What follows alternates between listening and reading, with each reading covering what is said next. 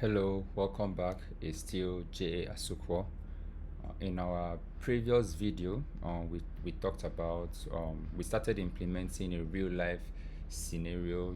We implemented a we implemented an in-memory account store, as you can see the question here, and then we implemented the deposit, and we also started writing tests for the deposit, right?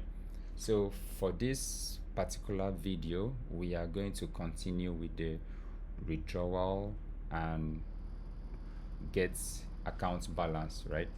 And then of course we're going to write tests for it along the way too. So what we're trying to do is to make sure we learn how to write proper testing and how to write basically you see things like TTD, that's test driven TDD, sorry, test driven architecture. So you need to be able to write maintainable codes. You need to be able to write testable codes, right? So yeah, so let's get to it. Let's get to withdrawal.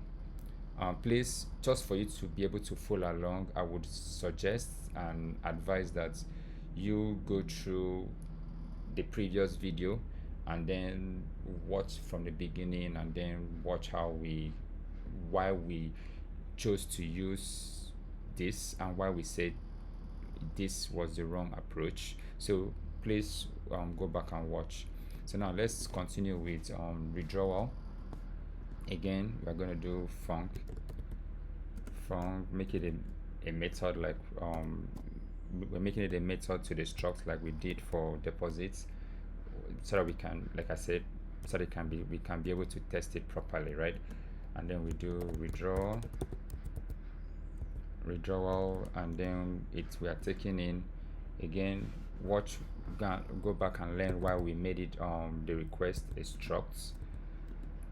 So we are taking in operations, and then we are returning. What are we returning? Let's see. Okay, let's see if we can return floats 64 like we did for the deposit. Let's see if we can return float 64 and error. So what we're trying to do is we're going to return the available balance, right? After we withdraw, we're going to return the available balance. So it's basically the same thing here. It shouldn't take long. It's the same thing you're doing here. So now we are checking the type of for deposit. The type should be deposit. So obviously, if you are checking that same type here, we're going to do for type should be withdraw, depending on what you want to call your type. Let's just do type should be withdrawal. If the type is withdrawal, if the type is not withdrawal, again you return 0 and the error, which is, yeah, just copy this. You can just copy this. We are returning invalid type error, and then if that goes through. So now the thing about withdrawal is that you need to try to make sure that the user has that balance to withdraw, right? So if the user doesn't have that balance, he shouldn't be able to withdraw it, right? So for example, if the user has $10 and is trying to withdraw $20, there should be an error. So that being said, we're gonna do a to do here. Check user balance. So let's go out here and do a get balance. So we're gonna do this get balance first before we go to withdrawal, right? So let's just do here func again, balance structs, and then we're gonna do a get balance, which is basically, I think, is the easiest among them all. Get balance. So all you have to do is you take the user ID. All you need is the user ID, which should be a string, and then you return the balance, right? I don't think there should be an error here, because all you are doing is you're just returning b dots.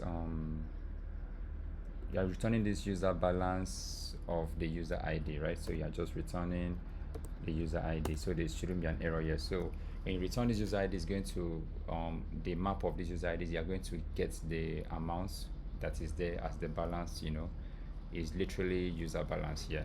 So now you can come in here and just go balance is equals to, you're gonna call b dot, this is the method, so you're just gonna call get balance, and then you're gonna pass in the request dot user id here, right?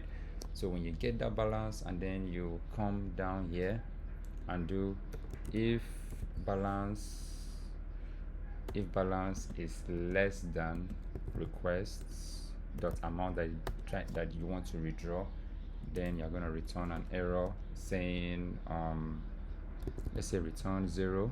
Again, I'm going to return 0, and then the error is going to be errors dot new error, and that error we are going to call it insufficient balance, right?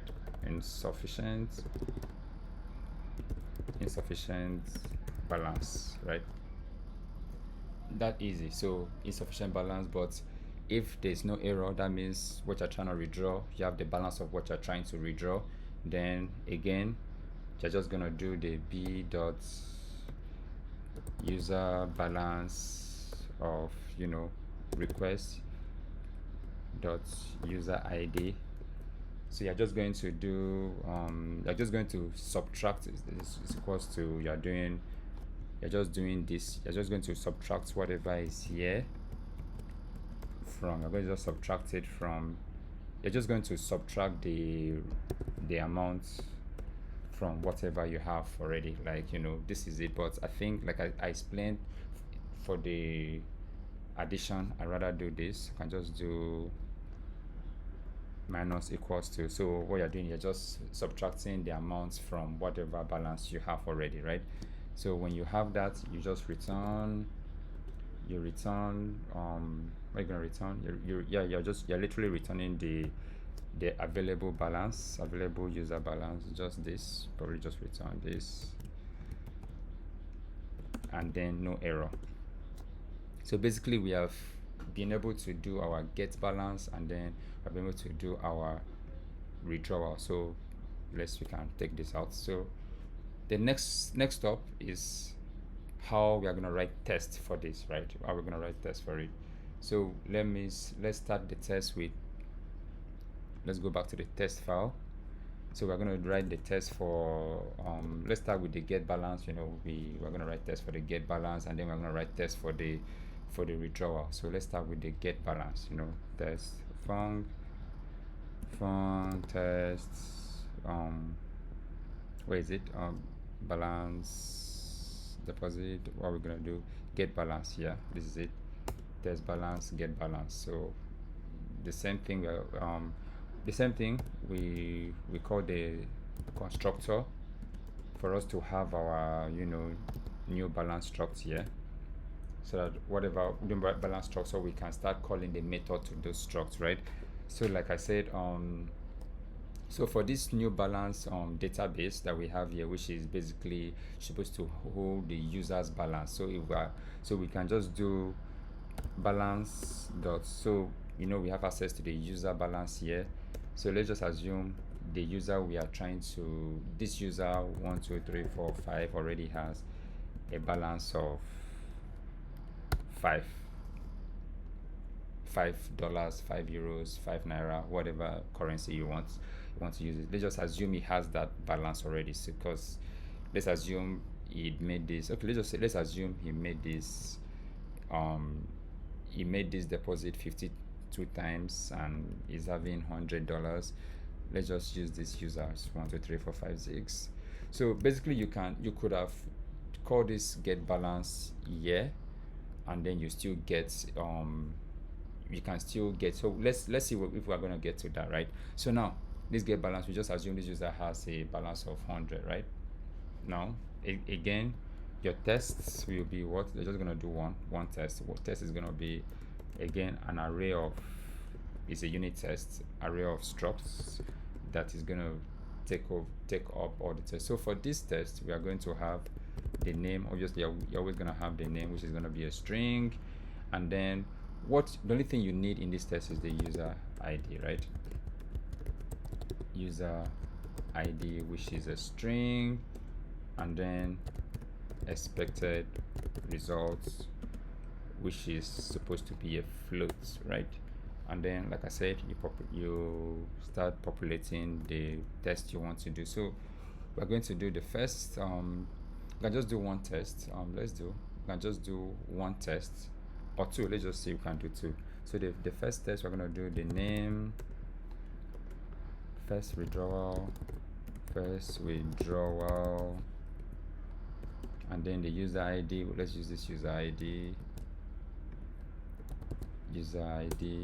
and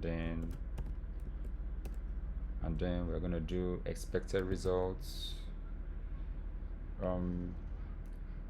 What are we doing? We are doing, okay, no, but this is, we are not doing first the balance. We're just getting balance, get balance, right? This is not withdrawal, sorry, it's a get balance test. So we're going to do expected results.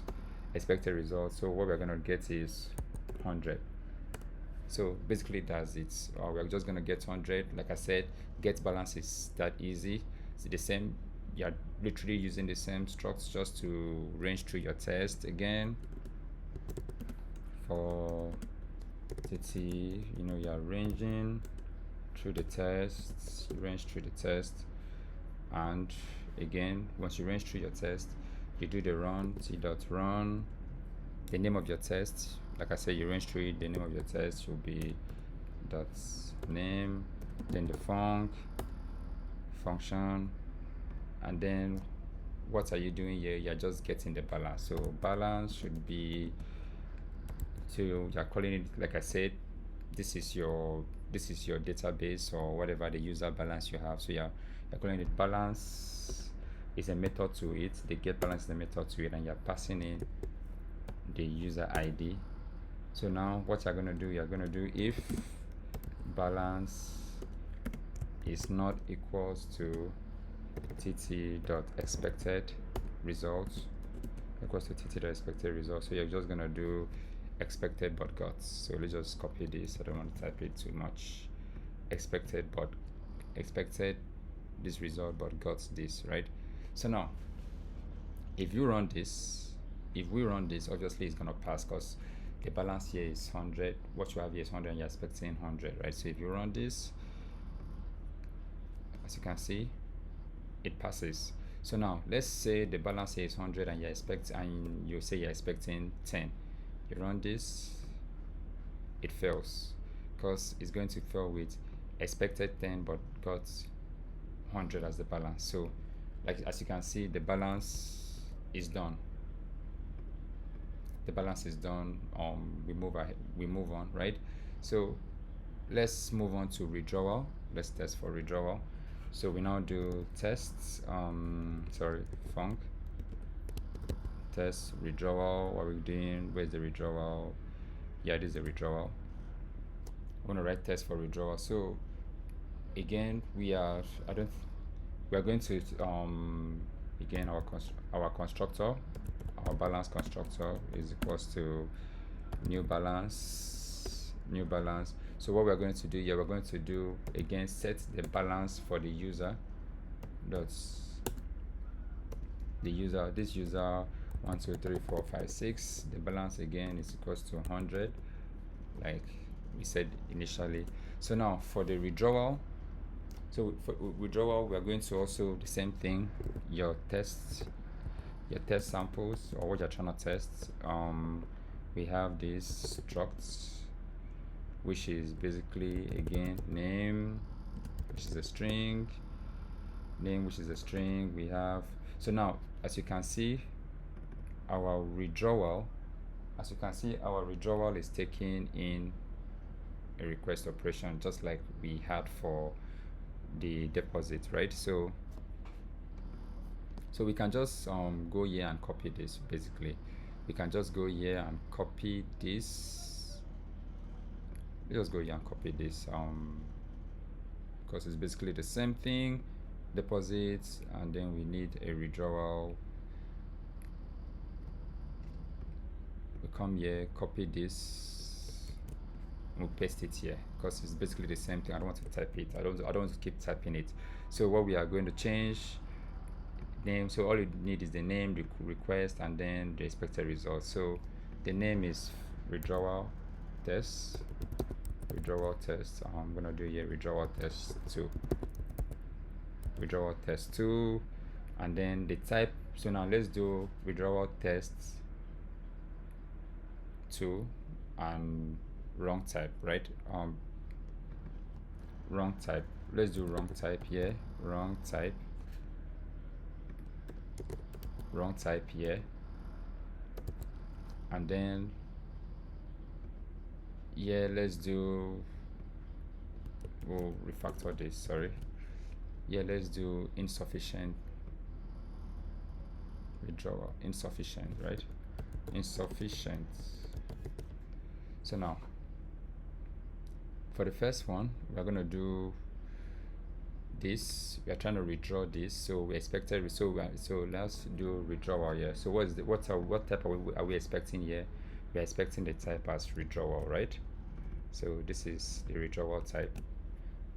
So when we withdraw 50 from 100, we ought to get 50 expected result remaining, right? So we try to then we now do this again, and it's going to be the wrong type. We are passing in the wrong type, so the expected should be 0. So we're expecting 0 because if it's going to be an error, it's going to show you that okay, there's an error, so 0 is, but it's going to give you 0, right? You're not going to withdraw anything. So you need to know how your code works. So if there's an invalid type, you're going to get 0, right? So now if we are trying to, let's try and withdraw, if we try to withdraw another number, since we didn't have this, that number doesn't have a balance here, so it's going to assume a 0. So if we try to withdraw 50 here, right? If we try to withdraw 50 here, it's going to give us, let's also make a withdrawal. It's going to give us what it's going to return 0 because it's going to tell you. In fact, let's use the same account number and try to withdraw 200, right? So what happens here, let's try to withdraw 100 again, right?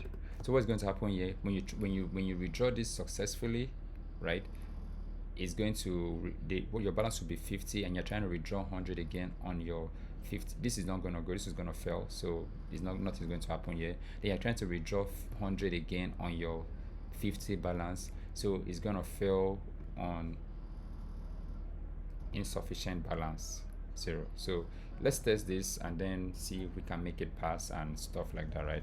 So let's test it out. So again, we are going to have to, range. I don't know if I should keep doing this. I can just copy this. Let's just go to the deposit. You can just copy this here, come here. Please, if you're not frequent with it, you can keep typing it out. Please type it out. It's better you type it out. It builds muscle memory in your brain. So I'm just gonna paste it here and move along, right? I'm just gonna paste it here and just move along. So we're gonna do, sorry, let me just, so we're gonna do 4, let me just type it, 4 TT. So we are going to range over the test and then paste this here. So we are going to run that test. So now instead of having a deposit, we're having a withdrawal. So it's the same. So if there's an error, you're going to see this error. So you're going to see also this, expected this but got this. So let's run this. If you run this, the first one is going to pass, the second one will fail, the third one will fail, because that's how the test is supposed to work. It's supposed to show you things that will pass and what will fail. So now you can see this. So we run the first one, you can see the first one here. You can see 2 failed. The first one failed on invalid type. So if you come here, this is the one that failed. And which test is that? It's probably going to be the second test. See the 2 tests that failed here. The first one failed and the second one failed, right? It's based on invalid type. And then the second one is going to fail on insufficient balance, right? Because like I explained to you, you're trying to withdraw 100 when you have already withdrawn 50, so what you have left is 50. So now let's make this pass. So we're going to have the right type here. So you have the right type here, which is 50, but let's withdraw 20 here. So you have 30 remaining, and we're going to withdraw the 30 here, right? So let's see if we can make this work. as you can see, return 0 but got 30. So what is happening here? We try to withdraw, so we withdrew 50 and then we withdrew 20, so what's remaining is 70. What does our code says? It says if the balance is less, okay, it said if it's less than, so it is not less than equals to, so you cannot withdraw your exact balance, or else how do we get paid? So you have to have a way of factoring in fees, right? So now if this was a bulk, we have just cut it, so you can just do it equals less than or equals to. So this is how, when you're coding, this is how you troubleshoot. This is how test helps you get the bug. So now we get here again, so if you run this again, it's gonna pass, right? So sorry, this is what failed here actually. It said we are trying to withdraw, so when you withdraw 20, what remains here is 30. Yeah, so when you withdraw the 30 here, what remains here is 50, is 0, sorry. So you don't need this, sorry, you don't need this, because it said less than. If it's equals to, it's still gonna do, it's not gonna fail.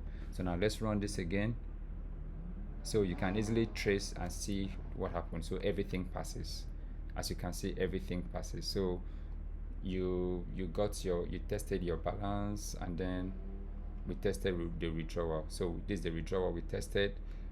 The user had 100, he withdrew 50, so the expected, what's remaining was 50, that's what was expected back. He withdrew 20, so what was remaining again is 20 minus the 50 that's remaining, is what's remaining is 30. He withdrew the remaining 30, so what's remaining is 0. And I hope you've gotten the points on how to do test-driven architecture, right? How to do the test-driven development, that's TDD. And stay tuned for the next video. I think the next video is going to be even more important than the one we have done so far, right? Because we are going to talk about how to process batch operations, and this is going to be done concurrently to avoid to avoid things like race condition. So we're going to have to use wait group and mutex. So please stay tuned, follow, like, drop a comment, share. It really goes a long way.